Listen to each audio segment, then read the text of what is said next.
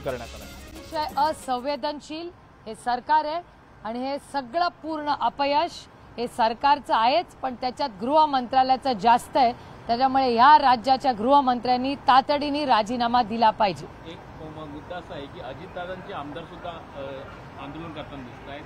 त्यांचंच सरकार आहे, कुठतरी विश्वास नाही का सरकार? हे मी कालच बोलले होते. मी कालपासून हेच म्हणतेय की काल सत्तेत असलेले जे आमदार आहेत, कॅबिनेट चालली होती सह्याद्रीला, आंदोलन सत्तेत असलेले आमदार करत होते गव्हर्नर हाऊसला. गव्हर्नर हाऊस आणि सह्याद्रीमध्ये तुम्ही चालत जरी गेला तरी 10 मिनिटापेक्षा जास्त वेळ लागत नाही. तर सह्याद्रीवर जाऊन न्याय मागण्यापेक्षा सत्तेत असलेले गव्हर्नर हाऊसला सत्तेत असलेले आमदार हे जातात. याचाच अर्थ आम्ही तर विरोधातच आहोत, पण सत्तेत असलेल्याही आमदारांना ह्या सरकारवर, ट्रिपल इंजिन खोके सरकारवर विश्वास राहिलेला नाही. महाविकास आघाडीतर्फे आता तात्काळ अधिवेशन घेऊन मराठा आरक्षणावरती चर्चा करावी आणि यावरती निर्णय घ्यावा अशी मागणी केली जाते आणि त्यासाठी विधानभवनाच्या पायऱ्यावरती आंदोलन करतात. अहो, मी गेले 2 आठवडे ही मागणी करते. तुमचा सगळा रेकॉर्ड काढून बघा. ऑल पार्टी मीटिंग बोलवा आणि तातडीने अधिवेशन घ्या. ही सातत्याने मी मागणी करते आणि माझा स्वतःचा रेकॉर्ड तुम्ही काढून बघा आणि सत्तेतले बाकी सगळ्या खासदारांचा रेकॉर्ड काढून बघा. मराठा आरक्षण, धनगर आरक्षण, लिंगायत आरक्षण आणि मुस्लिम आरक्षणाबद्दल महाराष्ट्राच्या वतीने सगळ्यात जास्त वेळा हा मुद्दा मांडलेली खासदार कोण आहे? हा डेटा स्पीक्स फॉर इटसेल्फ. पण ताई, आता जी बैठक चालू आहे त्या बैठकीमध्ये महाधिवक्ता यांनी असं वक्तव्य केल्याचं कळतं आहे की 1 दिवसाचं अधिवेशन बोलून काही होणार नाही, हा मुद्दा मोठा आहे, त्यामुळे एका दिवसाच्या अधिवेशन मान्य, अगदी बरोबर आहे. मी तर किती दिवस म्हणते की होऊ दे, 4 नाही 5 दिवस राहू दे. प्रत्येक आमदाराला बोलायची संधी द्या. 288 आमदार आहेत ना महाराष्ट्रात, प्रत्येकाला बोलायचा अधिकार आहे ना, बोललाच पाहिजे त्यांनी. 1, 2, 3 काही 3 दिवस घ्या, पण प्रत्येक आमदारांनी त्याची स्पष्टपणे भूमिका ही मांडलीच पाहिजे. हे लोकप्रतिनिधी कोण असतो? सर्वसामान्य मायबाप जनतेचा आवाज म्हणून आम्ही इथे येतो आणि तीच जर भूमिका मांडता येत नसेल तर काय उपयोग त्या जबाबदारीचा किंवा त्या आमदार खासदाराचा? टिकणारे आरक्षण द्यायचं आहे, यासाठी कायद्याची बाजू समजून घेतली पाहिजे अशा पद्धतीचं आवाज देवेंद्र फडणवीस यांना आता सुचायला लागलं. माननीय देवेंद्रजी आमच्या घराच्या बाहेर येऊन म्हणले होते पहिल्या कॅबिनेटमध्ये आरक्षण देऊ धनगर समाजाला. काय झालं? 10 वर्ष झाली, गल्लीपासून दिल्लीपर्यंत त्यांचं सरकार आहे ना.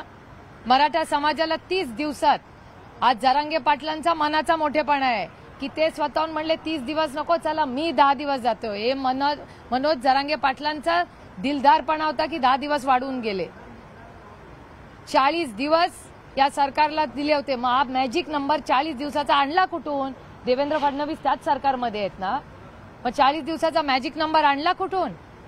सातत्याने सगळ्या समाजाचा अपमान करा, त्यांना दुखवा, त्यांना फसवा, हेच हे भ्रष्ट जुमला पार्टीचं जे हे ट्रिपल इंजिनचं खोके सरकार आहे, हे त्यांचं पूर्णपणे अपयश आहे. बरोबर आहे, जरांगे पाटील म्हणले बरोबर आहे. आणि जरांगे पाटलांना जसा त्यांनी दगाफटका केला तसा सगळ्यांनाच केलाय. या राज्यातल्या महिलांना केलेला आहे. महिला सुरक्षितता कुठे? मराठा समाज, धनगर समाज, लिंगायत समाज, मुस्लिम समाज सगळ्यांनाच धोका दिलाय.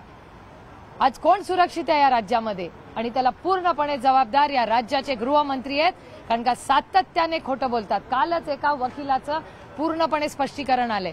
ते काय म्हणले? महाराष्ट्राचे मुख्यमंत्र्यांनी जर राजीनामा दिला तर आम्ही त्यांना MLC करू. राजीनामा दिला म्हणजे यांना माहिती आहे याचा अर्थ की डिस्क्वालिफिकेशन होणार आहे. म्हणजे त्यांनाही दगाफटका झालाच ना. मग शिंदेंनाही दगाफटका केला.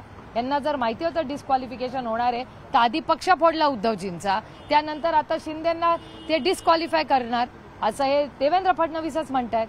म्हणजे शिवसेनेला उद्धवजींना केला तर केला, स्वतःच्या घटक पक्षाला पण हे करतायत. माझी या अजित पवार गटाला ही विनम्र विनंती आहे की कधीतरी एका ताटात जेवलोय आपण, ते आता शिंदेंना पण धोका देत आहेत. त्याच्यामुळे संभाल के रहो इस भारतीय जनता पार्टी भ्रष्ट जुमला पार्टी से. जरांगे पाटील यांनी आरक्षणाच्या मागणीसाठी जे आंदोलन पुकारलेलं होतं ते इतके दिवस शांततेत सुरू होतं, अचानकपणे जाळपोळ त्याचबरोबर हिंसक वळण जे लागलेलं आहे याच्यामध्ये कुठे राजकीय हस्तक्षेप होतो आणि आंदोलनाला बदनाम करण्याचा डाव गृह मंत्रालयाचं अपयश आहे हे. गृहमंत्री काय करतायत? इंटेलिजन्स डिपार्टमेंट असतं ना, मग त्यांना माहिती नव्हतं? गृहमंत्री काय करतायत? दुसऱ्या राज्यात जातात प्रचाराला, यांना दुसऱ्या राज्यात प्रचाराला जायला वेळ आहे, पण राज्याची सुरक्षितता याच्यासाठी वेळ नाहीये गृहमंत्र्याला.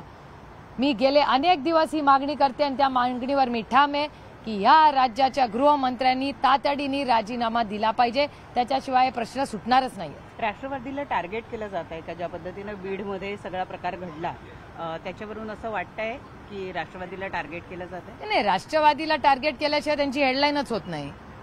पण ज्या पद्धतीने सोळंकींच्या कुटुंबावर झाला, संदीप क्षीरसागरची लहान लहान मुलं हो, त्या बायकोशी बोला, मी बघत होते, बिचारी पोरगी थरथर कापत होती फोनवर, म्हणजे तिला बोलता येत नव्हतं, कोलॅप्स झाली होती. पण काय करणार, ती मुलांना वाचवायचं होतं तिला. अमरसिंह पंडितांच्या घरावर त्यांचे सिनियर सिटीजन आई वडील आहेत. अहो, राजनीती एक तरफ, काही माणुसकी राहिली आहे की नाही या राज्यात? भारतीय जनता पक्षाला पक्ष मताचं राजकारण येतं, आम्ही नाही विसरलो. आमच्यावर कैलासवासी यशवंतराव चव्हाणांचे संस्कार आहेत. राजकारण एका बाजूला, माणुसकी पहिली आहे. आणि छत्रपतींचं नाव घेऊन तुम्ही राजकारण समाजकारण करताना, शाहू फुले आंबेडकरांचं नाव घेताना, मग माणुसकी कुठे गेली या भारतीय जनता पक्षाची?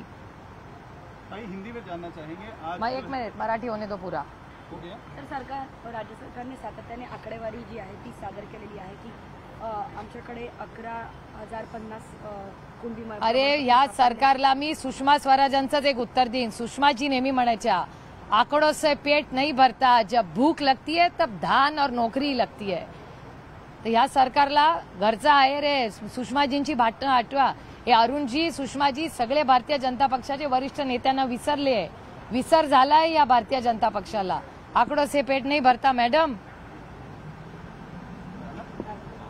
हिंदी में ताई, आज एक तरफ वहां पर मंत्रालय में विधायक धरने दे रहे थे, मराठा आरक्षण के साथ साथ विदेश सत्र की मांग कर रहे थे, आप लोगों की तरफ से भी सांकेतिक एक अरे, ये हमारी तरफ से नहीं है, ये महाराष्ट्र की जनता की आवाज है. और महाराष्ट्र के जो सत्ता में जो आमदार, ये सांसद है सब, वो बैठे हैं, तो इसका क्या है? नो कॉन्फिडेंस है. जो सत्ता के जो है सारे विधायक मुख्यमंत्री के पास नहीं गए, वो विधायक गवर्नर हाउस गए. इसका मतलब क्या है कि जो सत्ता में जो है, जो उनके घटक पक्ष है, उनके घटक पक्ष के जो उनके सब विधायक है, उनको सरकार में कॉन्फिडेंस नहीं है, इसीलिए तो गए गवर्नर के यहाँ. और गवर्नर हाउस, उनके मुख्यमंत्री 10 मिनट पे चलने के थे, गाड़ी से जाते तो 3 मिनट में सह्याद्री पहुंचे, लेकिन सह्याद्री नहीं गए विधायक, ये गवर्नर हाउस गए. इसका मतलब क्या है कि इनको कॉन्फिडेंस नहीं रहा है इस राज्य की ये ट्रिपल इंजन खोके सरकार में. आप लोगों ने राज्यपाल से भी मुलाकात की थी, विशेष सत्र बुलाने की भी मांग की थी, देवेंद्र फडणवीस भी गए थे अलग से मुलाकात करने के लिए राज्यपाल से, तो क्या आश्वासन राज्यपाल की तरफ से दिया गया? राज्यपाल जी ने हमें वक्त दिया, मैं तहे दिल के उनकी आभारी हूँ. उन्होंने पूरी जो हमारी जो हमारे प्रॉब्लम्स थे उन्होंने सुने और उन्होंने वायदा किया हमको कि मैं सरकार से जरूर बात करूंगा. ऑल पार्टी मीटिंग जो है मुख्यमंत्री ले रहे हैं, सभी जो है नेताओं को उन्होंने आमंत्रित किया है, आपको लग रहा है इस प्रॉब्लम का सोल्यूशन निकलेगा? अभी देखते हैं, मुझे पता नहीं, मुझे एक्सेस नहीं अंदर क्या चल रहा है. जब मीटिंग खत्म होगी तो पता चलेगा. हमारे पार्टी के वरिष्ठ नेता वहाँ है, तो जब मीटिंग खत्म होगी तब पता चलेगा. सरकार से उम्मीद नहीं रही है अब आपको जिस तरीके के? अरे, उनके खुद के विधायकों को नहीं उम्मीद रही है, तो मैं तो विरोधी हूँ. उनके खुद के विधायक प्रेसिडेंट गवर्नर के यहाँ जा रहे हैं, आप क्या बात कर रहे हैं? उग्र प्रदर्शन जो हो रहे हैं मैम, घर जलाए जा रहे हैं, पूरी जिम्मेदारी इस राज्य की गृह मंत्री की है. Complete law end order failure, इसकी जिम्मेदारी पूरी देवेंद्र फडणवीस जी की है. वो इस देश के गृह मंत्री है, इस राज्य के गृह मंत्री है. उनका इंटेलिजेंस क्या कर रहा है? और उनको दूसरे राज्य में ये प्रचार के लिए जाने के लिए टाइम है, लेकिन खुद के राज्य के लिए वक्त नहीं है इनको. तो बड़े प्रचारक बन जाए, किसी और को गृह मंत्री बना ले. इसीलिए मैं बोल रही हूँ, उनका रेजिग्नेशन लेना ही चाहिए, उनको देना ही पड़ेगा. Thank you.